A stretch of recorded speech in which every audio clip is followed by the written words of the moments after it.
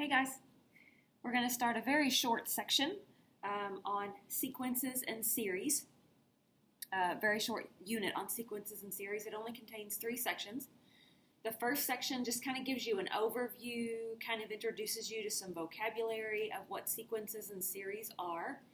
And then the next section, our second section, we're going to kind of dive in just a little bit to one specific kind of sequence called an arithmetic sequence. And then the third section, we're going to kind of dive in a little bit to another type of sequence called a geometric sequence. And that'll be it. We're going to do some things with sequences and a little bit of series. And it's just kind of a brief summary of what all this entails. You won't see sequences and series again in pre-cal for the rest of the year. You won't see it in Calc 1. I'm not sure about IB math or finite, maybe. But if you go to Calc 2, whether in high school or college, it is a huge, huge part of Calc 2. But just the basics for right now, okay? So I've got some definitions written out for you. A sequence isn't just an ordered list of numbers, just a number, comma, a number, comma, a number. So I've written an example of a sequence out for you here. The term is each number in the sequence. For example, the first term in the sequence up here is 1, and the third term would be 2, like the third item that you see in the list. That's all a term is. A finite sequence ends. How do you know it ends? Because it says don't go any further. An infinite sequence doesn't end. Well, how do you know if it doesn't end? It'll tell you. Keep it going. So a finite sequence versus an infinite sequence. Now, let's look at some notation. Like, how are you going to write this stuff on your paper? You're going to say, whenever you want to talk about the first term of your sequence, you're going to call it A sub 1. We usually note terms with an A. Now, sometimes the book or my math lab or whatever might get a little crazy and call the terms B. B sub 1, B sub 2, whatever. We'll usually use an A for talking about terms. So first term is A sub 1. Sometimes we'll refer to a term kind of out there somewhere. Don't care how far. Just think about a term that's kind of out there somewhere, and we'll call it the nth term. We're not really assigning a number to it. Just any term kind of out there somewhere, and we'll call it A sub n. The term before that one was 1 less than n. So we'll call the term before this one A sub n minus 1. And thus, I think you can probably make this deduction. But the term after A sub n, the one that follows it, we would call it A sub n plus 1. And what you're going to see is we're going to start like writing kind of formulas or equations on, hey, how do you get the terms in your sequence? How do you obtain them? What if I want what if I want you to give me the 100th term? Am I really going to make you count all the way to 100 and figure out what that number is? No, I'm not. So we'll come up with a little formula on how to quickly find that 100th term. And it's going to look a lot like function notation. And it's going to be our variable. So instead of labeling it with function notation, we're going to label it with, hey, here's how you get this term. Here's how you get the nth term. Do this math. Okay? All right, let's see if we can get through some examples. It says, write the first 4 terms of the following functions. Okay, I labeled them. First term, second term, third term, fourth term. I totally expect you to do this like on a test. If I ask you to list out terms, label them.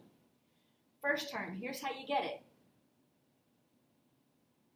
Sub in a 1 for n. Sub in a 1 for n, do the math. There's your first term in your sequence. Second term, sub in a 2 for n. Do the math. Your second term is 9. Third term, sub in a 3 for n. Do the math. Your third term is 11. Fourth term, sub in a 4 for n. Do the math. Your fourth term is 13. Different sequence, different math. Oh, golly, they called the terms B. Here's how you get any term you want. Here's how you get your nth term. They called it B, no big deal. So let's do the first 4 terms. You want the first term? Sub in 1 for n.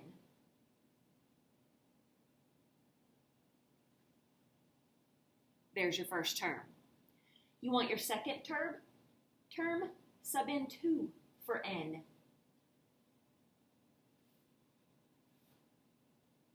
Third term, sub in 3. Fourth term, sub in 4. There you go. First term, second term, third term, fourth term. Okay.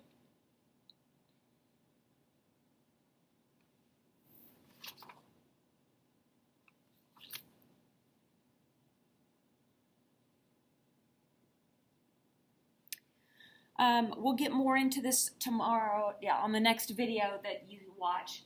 But this is what I would call an explicit formula, because if I asked you to give me the 100th term, you could sub in 100 for n and say my 100th term is 205.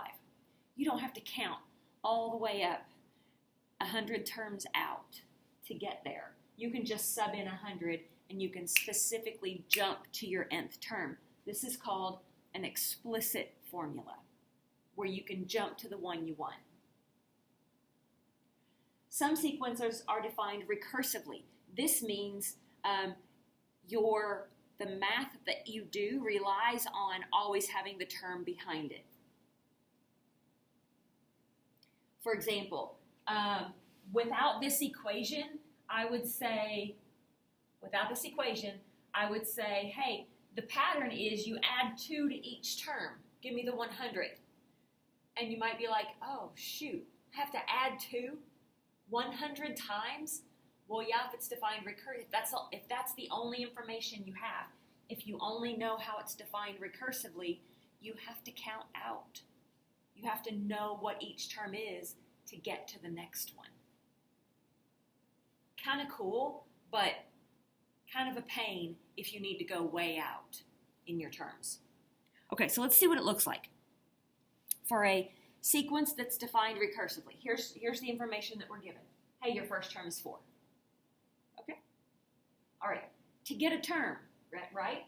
To get your nth term, do this math.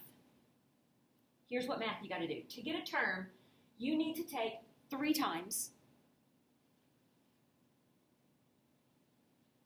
To get this term, you need to take 3 times this. What's this? It's the term that came before a sub n. To get this term, take 3 times the term that you just had and add 2. Take 3 times the term that you just had, the one right before that one, and then add 2. Let's see how that looks. Ready? First term is 4. I wrote it down. Second term. Second term says, take 3 times the term you just had. What was the term that I just had before this one? The term that I just had before this one was 4. So take 3 times the term you just had and then add 2, and I get 14.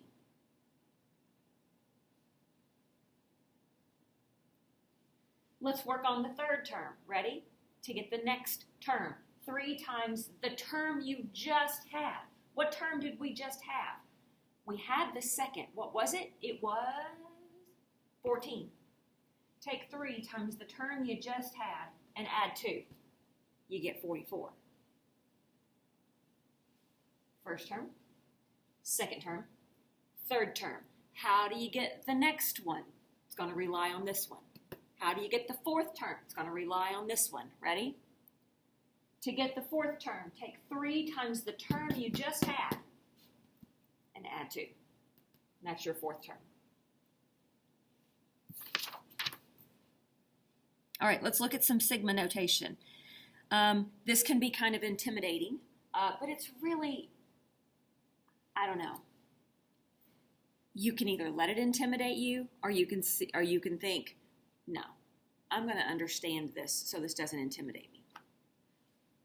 All right, sigma notation. This just says, hey, everything that goes on in this problem, add it all together. Everything that's going to go on over here, let's add it all together, okay? That's what sigma notation does. Now, in sigma notation, you're gonna find a starting place, and this is your counter. So this guy right here tells you where to start and says, I'm going to do the counting for you. So this guy is saying, we're going to start counting at 1. 1, 2, 3, 4, 5. That's all he does. He just counts. This guy is your stopping point, which, well, we don't have a stopping point in this problem. See how we don't have a stopping point? Keeps going. Okay. Tells you where to start, tells you how to start counting. And this says, this represents each term. Which term? Well, it depends on what this guy's counting. So it says, let's write out all the terms and then add them together. Let's write out all the terms and then add them together. Ready? A says, hey, I, give me a number. And I says, the first number I want you to use is 1. So I would write on my paper A sub 1. Y'all know what that means. That means your first term. A says, hey, I, give me the next number. And I says, okay, your next number is 2. Write it down on your paper, A sub 2. This guy says, hey, I, give me the next number. I says 3. A says, okay, I'm going to write A sub 3. A says, hey, I, give me your next number. I says 4. So I've got A sub 1, sub 2, sub 3, sub 4, because I's just over here throwing out numbers. I'm going to give you a 1. I'm going to give you a 2. I'm going to give you a 3. And then this guy says, add them all together. So big picture, you know what this represents? This represents a sequence of this term, and this term, and this term, and this term. But instead of commas, this guy says, okay, you had a sequence. Now let's add all the terms together. And this says, keep it going. This is called a series. So when you see this notation, it's called sigma notation. Sigma is this Greek letter right here. It's called sigma notation. Here's what it represents. Instead of looking at your sequence as a list, this, comma, this, comma, this, it says, replace all those commas with plus signs. Let's add them all together. Okay? So hopefully I've made sense of what all this means. We don't know what our terms are. It doesn't matter. We were just talking about, like, what does all this mean? First term, second term, third term, fourth term. Sigma notation.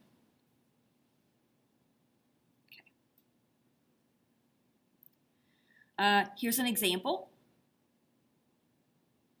And you kind of don't see the math that's gone on, but this is your A sub n, except it's in the formula version. This is your A sub n, so, or A sub I. It's in the formula version, so this is the math you do to get each term. This guy says, oh, we're not just going to write out our terms and put a comma between them. This guy says, we're going to write out our terms and we're going to put a plus sign between them. Which term do you start with? The first, the second, the third, the fourth, the fifth? I says, I know. Start with 1. This guy says, start with 1, and this says, stop at 4. Ready? So, this little expression right here says, hey, I, where do I start? and I says, start at 1. This expression goes, okay, 3 times 1 plus 1. What do you get? Write it down. This expression says, okay, I, give me the next number. I says, 2. 3 times 2 plus 1. Write it down. This expression says, okay, I, give me the next number. I says, 3. 3 times 3 plus 1. Write it down. This expression says, okay, I, give me the next number. And I says, 4. 3 times 4 plus 1. Okay, write it down. This expression says, hey, I, give me the next number. And I says, oh no, we're stopping at 4.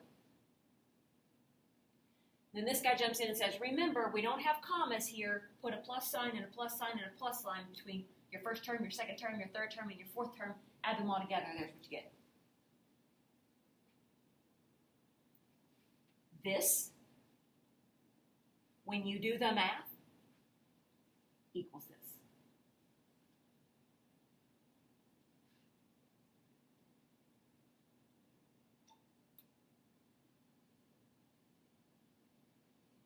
Okay, we're almost done. Awesome, we're almost done. Let's talk a little bit about adding numbers together. So, series. Remember, you take a sequence, you kind of remove the commas, and you put a plus sign in the middle. That's called a series. A series is when you add all the terms in your sequence. Let's talk about a finite series first. This is easier to wrap our heads around.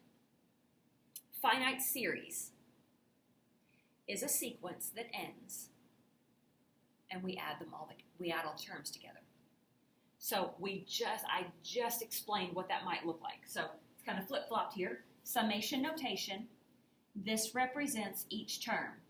A sub, hey I, where are we going to start? I says we're going to start at 1. So A sub 1, we write our first term. A says, give me another number, 2. A sub 2, we write our second term. And so on, and so on, and so on, until we reach a stopping point. We reach a stopping point, and this guy, remember this guy says, ditch the commas, let's add them all together. Pretty easy to wrap your head around when you know you've got a stopping point. And you're probably thinking, oh gosh, I hope if I have to do this on a test, she stops me at like 4 or 5 or 6 or 7, not like 18. Yeah, you're right. So this is kind of easy to wrap your head around if you know your series ends. What if it doesn't end? So most of you, when you think of a sequence, the numbers in your head that you're thinking of get bigger, like 2, 4, 6, 8, 10, 12, 14, 16, ... Most of the numbers that you all tend to think of get bigger. Most of the numbers that we've dealt with in our sequences so far have gotten bigger. You will see that there is sometimes a way to get an answer by adding an infinite number of terms together. So, some of you are like, Miss Neal, that's not possible. These just keep getting bigger. How are you going to take these terms out to infinity and add them all together? Wouldn't your answer be infinity? Yes, if the terms keep getting bigger. But there may be the case where your terms get smaller. And in some of those cases, we will be able to add those together and get an answer, like 2/3 or something crazy like that. So I hope I've piqued your curiosity, because we're going to do that in like 2 videos from now, I think. Okay? So infinite series, remember, series means we're adding them. Infinite means they go on forever. Finite series, remember, series means we're adding them. Finite means they end. This one's kind of easier to wrap your head around. I can add a set of numbers if I know the set of numbers ends. Okay? And then I wish you were in class with me. I wish I had time to do this with you in person to talk about the Fibonacci sequence. But this is the start of the Fibonacci sequence. It's really cool. You've got to kind of know how it starts. And once you know how it starts and the pattern, you can keep it going forever. But to get the next term, you add the 2 terms behind it. So like to get the 3rd term, you add these 2. To get the 4th term, you add these 2. To get the 5th term, you add these 2. 6th term, you add these 2, and so on. And it's amazing how many times in nature these numbers occur. This pattern occurs. It's pretty cool. Anyway, there's a link down there if you want to read about it. Okay, good luck.